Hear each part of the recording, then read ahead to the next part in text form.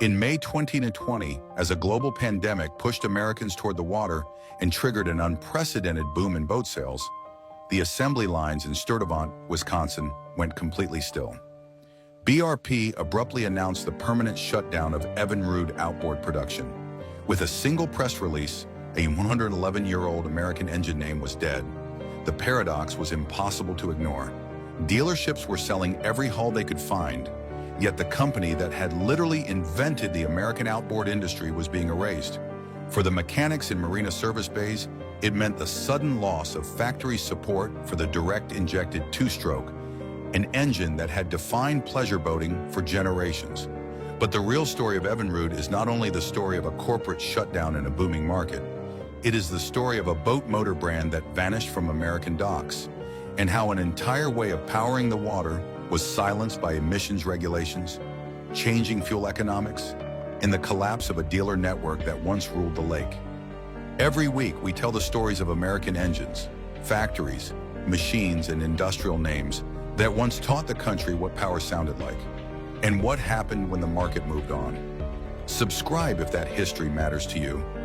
The story begins not with nostalgia, but with a specific place, in Milwaukee, Wisconsin, in 1909.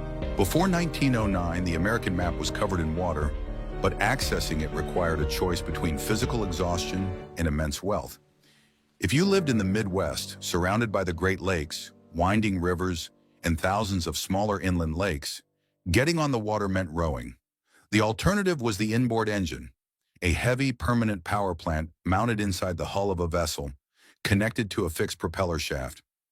In 1909, an inboard engine required a specialized wooden boat, complex steering linkages, and enough money to maintain a dedicated piece of maritime machinery. It was an investment. For the average American factory worker, farmer, or city dweller looking for a weekend on the lake, mechanical power did not exist. Power was human muscle. That changed in a machine shop in Milwaukee, Wisconsin. Ole Evinrude, a pattern maker and machinist who had previously experimented with early automotive engines, understood that the problem with marine power was not the water, it was the weight. An engine that had to be permanently bolted into a hull was an anchor when it wasn't running. Evinrude realized that if he could consolidate the fuel tank, the engine block, the drive shafts, and the propeller into a single portable unit, he would not just be inventing a new machine, he would be inventing an entirely new way to use a boat. In 1909, he finished the prototype of what he called a detachable rowboat motor. It was a single-cylinder, water-cooled engine that produced 1.5 horsepower. It weighed exactly 62 pounds. It used a brass fuel tank mounted above a cast-iron cylinder, with a vertical crankshaft that sent power down a long metal tube to a bevel gear and a small propeller. To the modern eye, it looked like a piece of primitive plumbing, but on the docks of Milwaukee, it was a mechanical revelation. The true breakthrough of that 62-pound machine was its clamp. An American family could rent a standard wooden rowboat for a few cents, carry the Evinrude motor down to the dock, tighten two threaded clamps onto the transom, the flat back section of the boat, and instantly possess a powerboat. When the weekend was over, the engine went into the trunk of a car or the back of a wagon. It decoupled the engine from the hull. The machine did not belong to the boat, it belonged to the owner. But inventing the machine was only the first problem. The second problem was survival. A marine environment is uniquely hostile to internal combustion. An engine on a lake must operate under continuous heavy load, pushing against the density of water without the momentum coasting provides to a wheeled vehicle. It must survive constant exposure to moisture, severe vibration, and operators who were entirely unfamiliar with mechanical maintenance. Evinrude knew that if the motor broke down in the middle of a lake, it was not merely an inconvenience, it was a physical danger. To sell the engine, he had to build a system of trust. In 1909, he formed the Evinrude Motor Company. The initial production run was just 15 units, built by hand in his Milwaukee shop. They sold instantly. The next order was for 1,000 units. To scale production, Evinrude had to source aluminum castings, brass fittings, and reliable ignition components, building an early supply chain that would soon define the industrial corridor of Wisconsin. He also relied heavily on a new kind of American business infrastructure, the marine dealer network. Evinrude did not just sell motors to individuals through mail-order catalogs, though national advertising in magazines like Popular Mechanics helped build the brand. He began establishing local dealers at hardware stores, boat liveries, and lakeside bait shops across Wisconsin, Minnesota, and Michigan. These early dealers were the first iteration of the Marina Service Network. They stocked replacement spark plugs, shear pins, small metal pins designed to break and protect the propeller if it hit a submerged rock, and the specific lubricants required to keep the early engines running. If an Evinrude motor failed, a fisherman did not have to send it back to the factory in Milwaukee. He could take it to the local dockside mechanic. This local repair culture became the foundation of the brand's durability. The motor was trusted because the parts and the knowledge to fix it were already waiting at the lake. The 1.15 horsepower motor changed the geography of the American weekend. Lakes that were too large to row across were suddenly accessible for fishing, hunting, and leisure. An entire industry of small boat builders shifted their designs to accommodate the squared-off transom needed to hold an outboard motor. The sound of a single-cylinder engine echoing across the water became the defining acoustic signature of the Midwestern summer. By 1913, Evinrude was producing nearly 10,000 motors annually. The factory lines in Milwaukee were expanding, hiring hundreds of machinists and assembly workers. The company had created an entirely new marine category, proving that internal combustion could be portable, reliable, and accessible to the American working class. But Ole Evinrude's early success attracted fierce competition. In 1913, due to his wife Bess's failing health and conflicts with his financial backers, Ole Evinrude left his own company, signing a non-compete agreement and leaving the Evinrude name in the hands of outside investors. He retreated, but he did not stop designing. When he returned to the marine industry years later with a new company called Elto, the Evinrude Light Twin Outboard, he brought an even lighter twin-cylinder engine that would set off a brutal mechanical arms race on the water. The American outboard market was no longer just an experiment. It was a fiercely contested industrial battlefield. The machine had proven it could push a boat. Now it had to prove it could build an empire. The machine that Ole Evinrude had invented was brilliant, but brilliance does not automatically survive the American industrial machine. By the late 1920s, the outboard motor market was crowded, chaotic, and brutal. Evinrude, who had left his namesake company in 1913, returned to the water in 1921 with a new brand called Elto, the Evinrude Light Twin Outboard.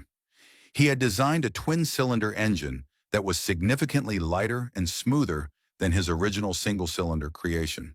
It used aluminum extensively, a metal that was still largely viewed as exotic, to reduce the physical burden on the boater. But a good engine is not an empire.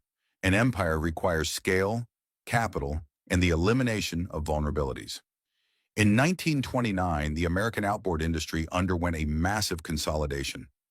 Stephen Briggs, a businessman who understood manufacturing scale, convinced Ole Evinrude to merge his highly successful Elto company back together with the original Evinrude Motor Company, along with a third competitor named Lockwood. Together they formed the Outboard Motors Corporation, or OMC. This was not merely a merger of factories. It was the assembly of an engineering trust. However, the timing was catastrophic. Just months after OMC was formed, the stock market crashed, plunging America into the Great Depression. The market for leisure boats evaporated overnight. Yet OMC survived by securing government contracts and selling industrial pumps, riding out the economic collapse that destroyed dozens of smaller engine builders. One of the casualties of the Depression was the Johnson Brothers Motor Company of Waukegan, Illinois. Johnson had built a fierce reputation for high-speed, reliable outboards, but their finances had completely collapsed.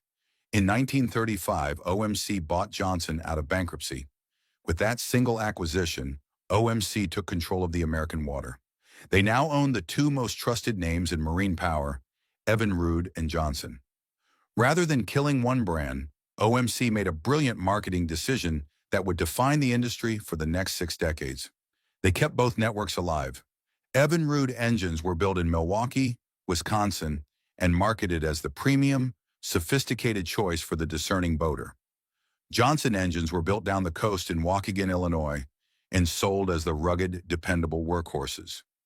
Under the cowling, they increasingly shared the exact same engineering, parts, and factory DNA. But on the water, Americans argued fiercely over which brand was better. What powered both brands and the entire OMC empire was the mastery of a specific mechanical architecture. The two-stroke engine. A two-stroke engine, an engine that completes a power cycle in just two piston strokes, firing every time the piston reaches the top of the cylinder, was not a new invention, but OMC perfected it for the marine environment. Unlike a four-stroke engine, which requires heavy valves, camshafts, and a dedicated oil pan to keep internal parts lubricated, a two-stroke breathes its fuel and oil at the same time. The operator simply mixed liquid two-stroke oil directly into the gasoline can. As the fuel flowed through the carburetor and into the crankcase, the suspended oil lubricated the bearings and cylinder walls before burning in the combustion chamber. This was not just a different way to move a piston. On a Midwestern lake dock, it meant freedom from complex maintenance. A boater didn't have to worry about changing crankcase oil, adjusting complex valve trains, or dragging a 150-pound iron block to the transom. They just mixed the gas, primed the fuel bulb, pulled a rope, and embraced the distinct, blue-tinted smoke that followed. The two-stroke was incredibly power-dense. It produced massive torque for its size, allowing a relatively small motor to quickly push a heavy, water-laden hull onto a plane. OMC's mastery of the two-stroke allowed them to build a service network that was unmatched in American recreation. By the late 1940s, Evinrude and Johnson dealers were operating out of thousands of marinas, hardware stores, and boat liveries across the country. This dealer network became a defensive wall. If a boater bought an OMC product, they knew that if a water pump impeller failed or a carburetor clogged, the replacement parts were already waiting in a cardboard box at the local marina. The true test of this mechanical trust came during World War II. When civilian production was halted, OMC shifted its foundries and assembly lines to military use. They built portable fire pumps, generator engines, and specialized assault boat outboards for the U.S. Navy and Army. These engines had to survive being dropped onto beaches, submerged in salt water, and run on low-grade fuel. The military contracts forced OMC to refine their aluminum casting techniques, improve their magneto ignition systems, and standardize parts across massive production runs. When the war ended in 1945, OMC was a manufacturing juggernaut, and waiting for them was the greatest economic expansion in American history. Millions of GIs returned home, moved to the suburbs, and suddenly had disposable income and weekend leisure time. At the exact same time, aircraft factories that had been stamping out bombers shifted to producing cheap, lightweight aluminum fishing boats. The American working class no longer just wanted to rent a rowboat. They wanted to own a powerboat. And OMC was waiting at the dock with an engine that was cheap to buy, easy to fix, and impossible to kill. The Evinrude and Johnson badges became as common on the water as Ford and Chevrolet were on the highway. The dealer networks expanded from rural bait shops to massive glass-front showrooms in coastal towns and lakeside communities. The two-stroke outboard was no longer just an engine. It was the undisputed sound of the American summer. But that same dominance would later become the trap. The end of World War II triggered the greatest expansion of leisure in American history.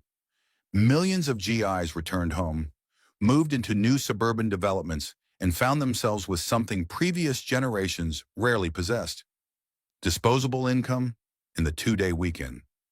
At the exact same time, American industrial capacity was looking for a civilian purpose. The massive aircraft factories that had spent years stamping out aluminum bombers suddenly shifted their tooling to produce cheap, lightweight, riveted aluminum fishing boats. America had the water, it now had the boats. What it needed was the power to push them. OMC was waiting. The foundries in Milwaukee and Waukegan pivoted instantly from military pumps back to recreational outboards. Throughout the 1950s, the American boating market exploded, transforming from a niche hobby for fishermen into a mainstream family obsession. Boaters no longer just wanted to troll slowly for bass. They wanted to cruise across large bays, navigate coastal waters, and participate in the newest national craze: water skiing. That required a massive escalation in horsepower. The early single-cylinder and small twin-cylinder engines were no longer enough. The American transom, the reinforced back wall of the boat where the engine is clamped or bolted, was about to undergo a mechanical arms race. In 1958, OMC delivered the ultimate weapon of that era, the V4 outboard. A V4, a four-cylinder engine with two banks of cylinders arranged in a V shape around a common crankshaft, was a layout familiar to the automotive world, but packaging it inside the cowling of a marine outboard was an engineering triumph. Evinrude launched it as the 50-horsepower Starflight, while Johnson released its mechanical twin, the Super Seahorse. It was a massive, torque-heavy, two-stroke block that completely redefined what a recreational boat could do. In a Florida marina or on a vast Minnesota lake, the V4 meant that a heavy fiberglass runabout could instantly pop up onto a plane, dragging two water skiers behind it without the engine bogging down. It proved that an outboard motor could rival the power of a heavy inboard engine, but it could still be unbolted and serviced in a standard repair bay. This mechanical escalation was backed by an industrial footprint that was almost impossible for competitors to break.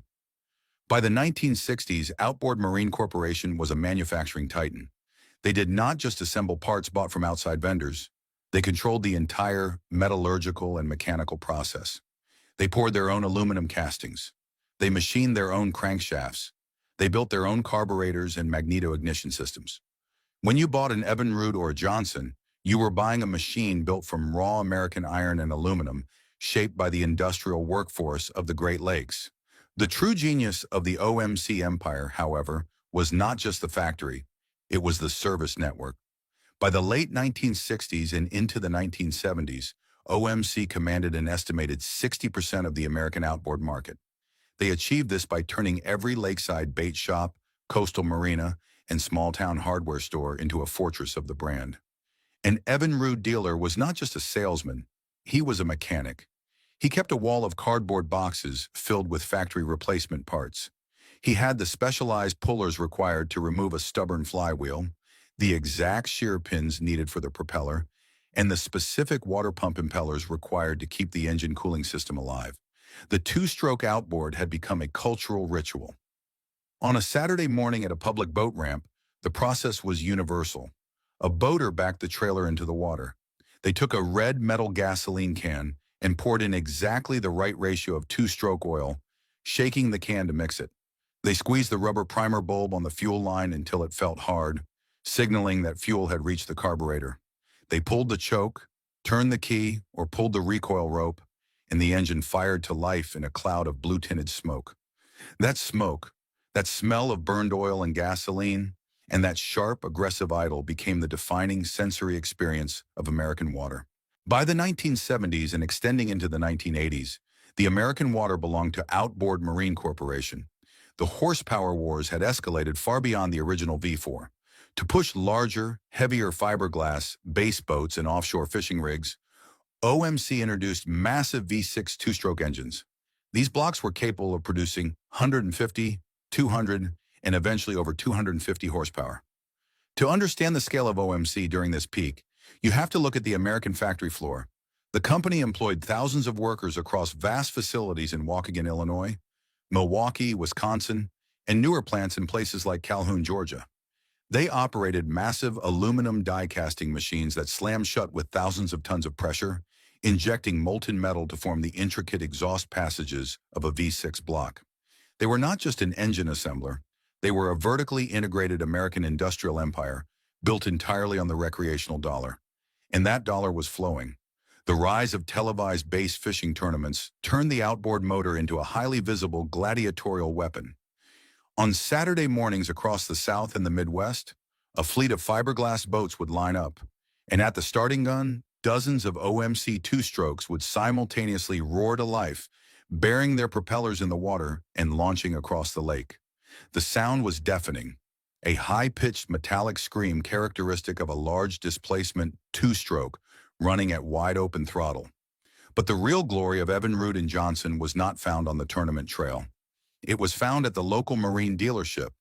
By the 1980s, OMC's dealer network was an impenetrable fortress. There were thousands of authorized service centers scattered across American coastlines, rivers, and inland lakes. A marina owner in Florida, or a boat dealer in Michigan based their entire livelihood on the reliability of the OMC product. When an engine did break, the repair was universally understood. A mechanic at a local shop didn't need a laptop to diagnose a misfire. They used a timing light, a set of feeler gauges, a compression tester, and decades of accumulated institutional knowledge. They could rebuild a carburetor on a workbench while talking to the customer. The physical evidence of this empire lived on the parts counter. Behind every dealer was a rack of heavy, grease-stained OMC service manuals. These books were the Bibles of the American Marina. They contained exploded diagrams of every gear in the lower unit, every jet in the carburetor, and every winding in the stator. An Evinrude owner didn't just buy a motor. They bought access to this massive, interconnected system of mechanical support. In the fall, boaters brought their rigs into the shop for winterization, a ritual of fogging the cylinders with protective oil, draining the lower unit gear lube, and preparing the machine to sit through a harsh Midwestern freeze. In the spring, they returned to have the engine awaken.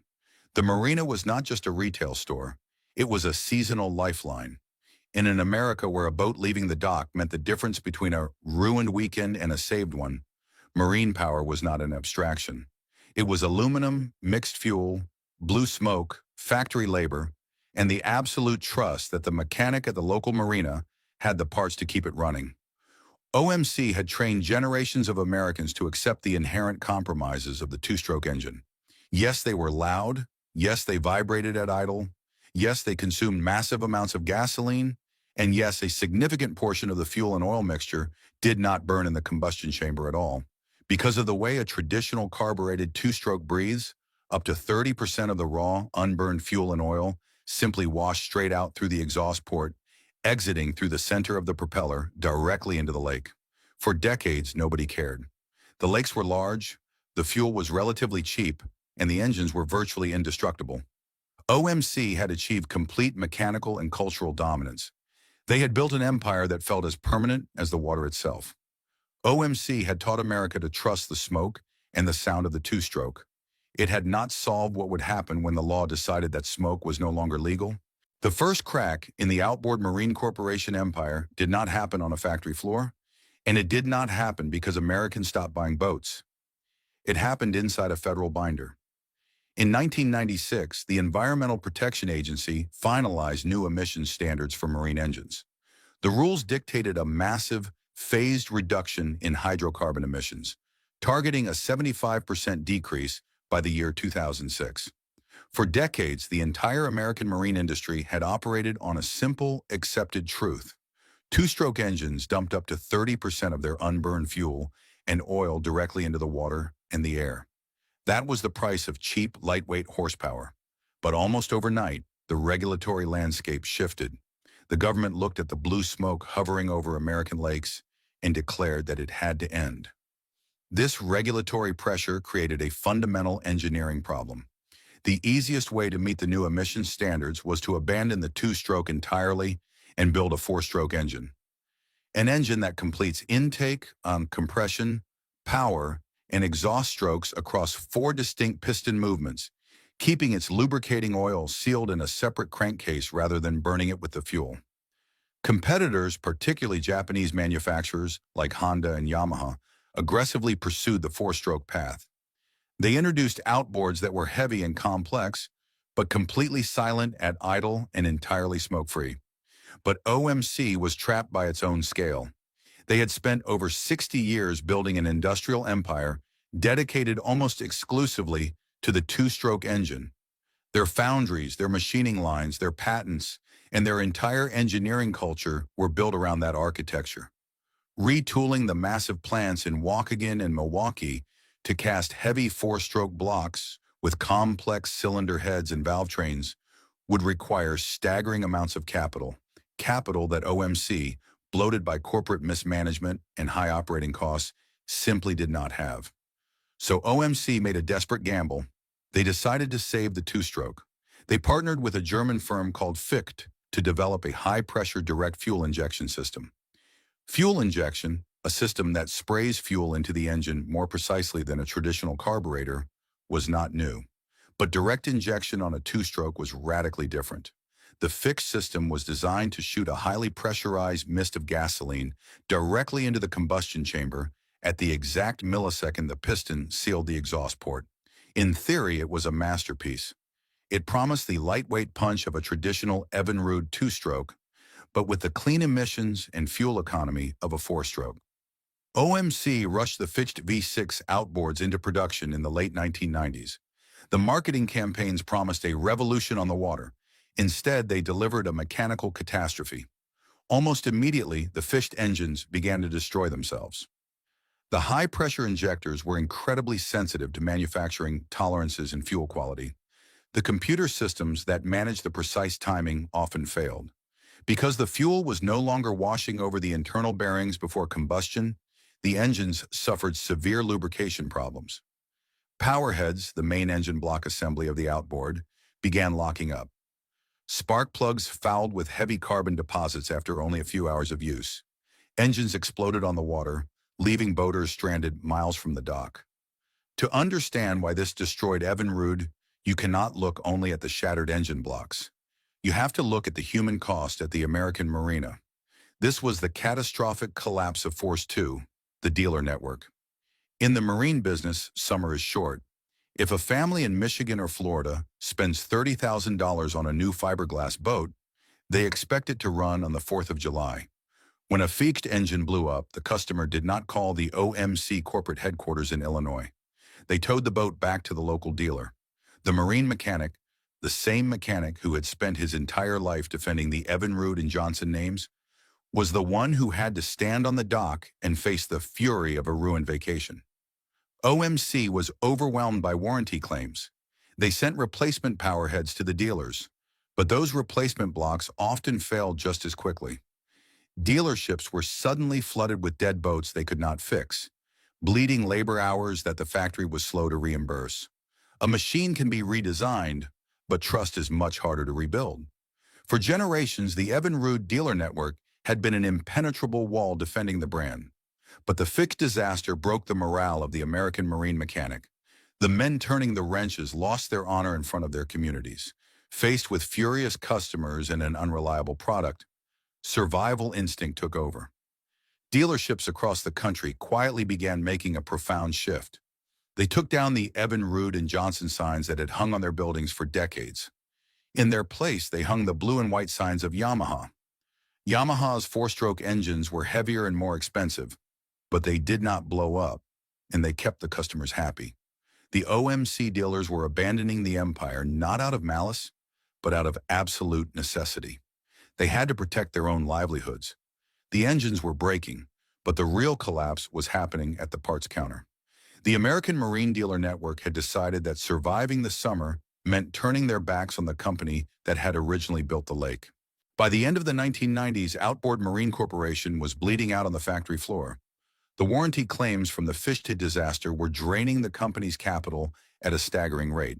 They were spending tens of millions of dollars replacing blown powerheads, paying angry dealers for warranty labor, and trying to re-engineer a flawed fuel delivery system while production lines were still running. But you cannot engineer your way out of a collapsed reputation.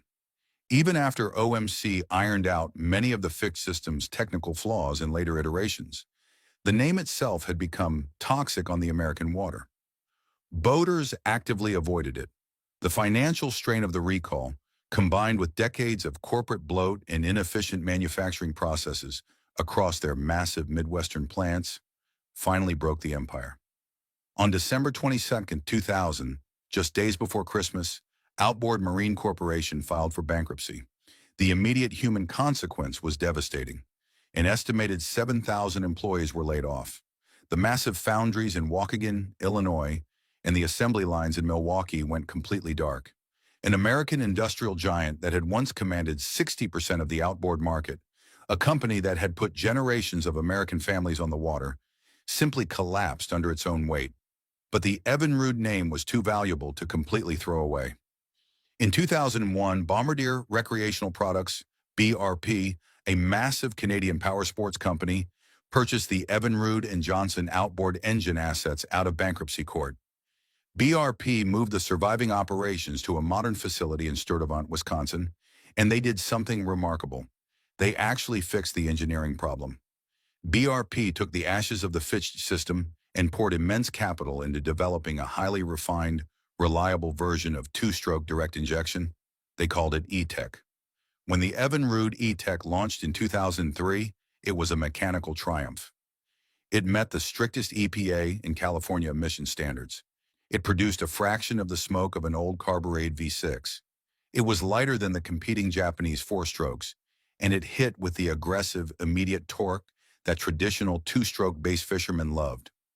BRP even engineered the E-Tech to require no dealer-scheduled maintenance for the first 3 years or 300 hours of use, a feature that sounded like the ultimate consumer victory. But this is where the cold reality of the American engine market set in. A brilliant machine cannot survive without a system to sell it. BRP had fixed the engine, but they could not fix the map.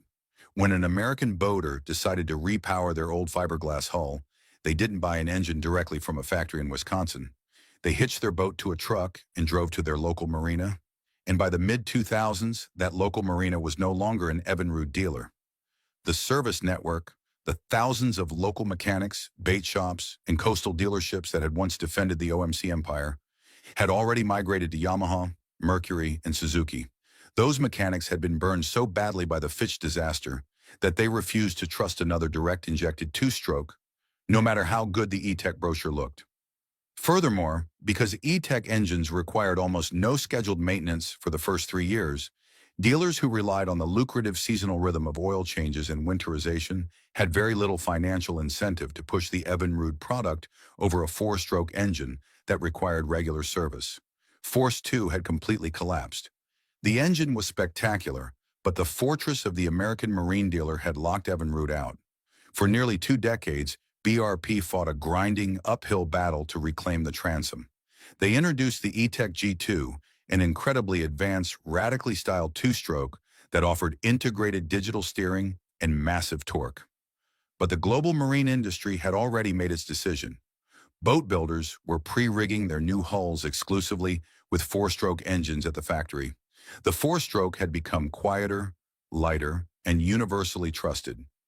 Then came the spring of 2020. As a global pandemic shut down normal American travel, millions of families turned to the water. The recreational boating industry experienced a massive, unprecedented surge in sales. Marinas were emptying their showrooms. But BRP looked at their balance sheet, the shrinking market share of the two-stroke, and the staggering cost of trying to rebuild a fractured dealer network in a world that had moved on. They made a cold corporate calculation. In May 2020, they pulled the plug. The engine was fixed. The dealers were gone. The four strokes took the transom. The pandemic pushed demand. The factory line stopped. The name was retired. The machine was dead. But out on the water, the ghost of the American outboard empire refused to sink. After BRP shut down the Evinrude line in May 2020, they did not sell the brand to a competitor. They simply locked the 101-year-old name in a corporate vault, quietly signing an agreement to supply their own boat brands with Mercury four-stroke outboards. The great rival had finally won the transom. The sprawling modern facility in Sturtevant, Wisconsin, pivoted to machining components for side-by-sides and snowmobiles. The older legacy sites, the massive OMC foundries in Waukegan, Illinois, and Milwaukee, Wisconsin, where generations of machinists had poured raw aluminum into outboard blocks, had long since been demolished, redeveloped, or left as industrial ghosts on the shores of Lake Michigan. But a machine built out of heavy American aluminum does not vanish just because a corporate press release says the production line is dead. Today, the legacy of Evinrude is split into two distinct American realities. The first reality is playing out right now in modern marina service bays. Thousands of boaters still rely on Evinrude E-Techs. These are brilliant, highly advanced engines, but they are now orphaned technology.